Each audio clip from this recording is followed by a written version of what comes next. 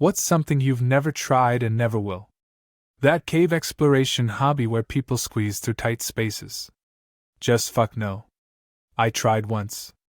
There is a cave like that in NorCal where you literally have to crawl, squeeze through. Halfway through I started getting claustrophobic, which I have never experienced before. It's so dark and your headlamp is useless, as it only illuminates the rock that's 4 inches from your face. Closed my eyes, imagined I was in a beach and calmed myself down before getting out. Never again. Edit. Worst part is you cannot back out. Once you start you have to keep going. You are on your stomach crawling forward and you cannot turn back or crawl in reverse. So only way out is to finish the whole thing. As this is NorCal, I was super paranoid of small earthquakes, which are pretty common here. My worst fear was a tiny earthquake when I am down there. That would have 100% made me shit my pants. Russian roulette. You either win or it's suddenly not your problem. Yeah, although winning isn't necessarily fun cleaning up brain matter. This is why people love to play it with me. No cleanup necessary. Posting a crying selfie on social media. Joke's on you. I don't even post selfies in the first place. I don't either, but sometimes I wonder if I'll be sad I didn't take more when I'm older. People don't take photos of me that often, and I feel bad that my kid might have a small number of images of me when I was young. I've started thinking about taking photos of myself just for me/my kid as a result, but meh. I'll get around to it someday. Raid, Shadow Legends. Any product that's advertised on YouTube really. No thanks, I don't want Raken earbuds, Raid, Shadow Legends, NordVPN, Honey, etc.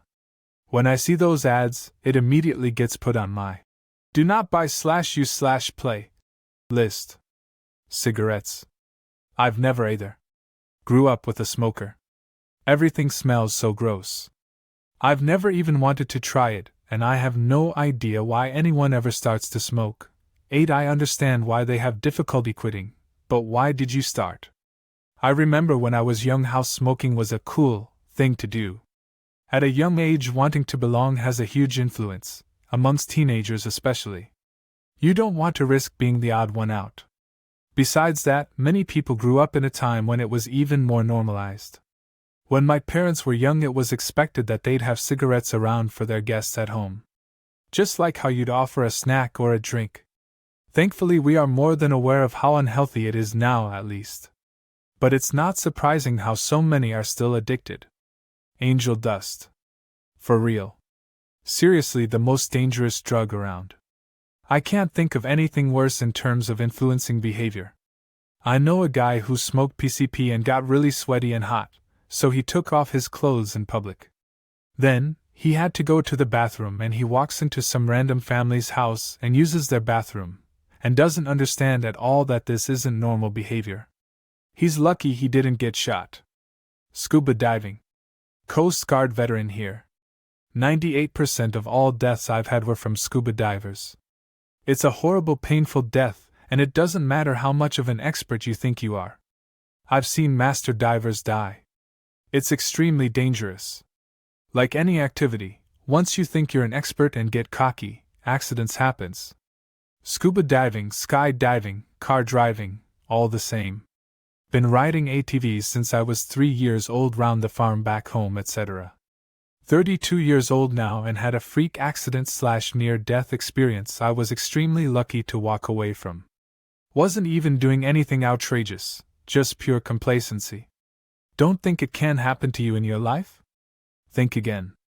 Shit happens every single day, just nobody thinks it's going to be them.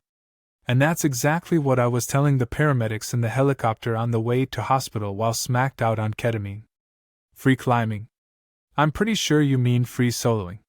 There's an enormous difference between that and free climbing, which allows for ropes, hardware, etc. Hero and I work in healthcare, and man oh man does that stuff destroy families and ruin lives. Had a former CEO of a multi-million gaming company who was living in 3 feet of rubbish, pots and pans filled with cigarette butts, urine and shit. He was happy as Larry. Content to just inject every day and steal stuff to fund it. His toilet had a literal mountain of poo piling out of the top of it. I love my job. Jumping off a cliff into body of water. Did this once when I was around 18.